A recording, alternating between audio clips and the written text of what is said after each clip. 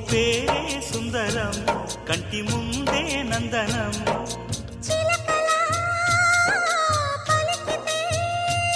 ఉండిపోదా సంబరం ఉండే కాదా మందిరం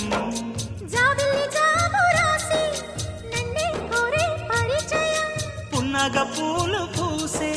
వన్నే చిన్నే రసమయం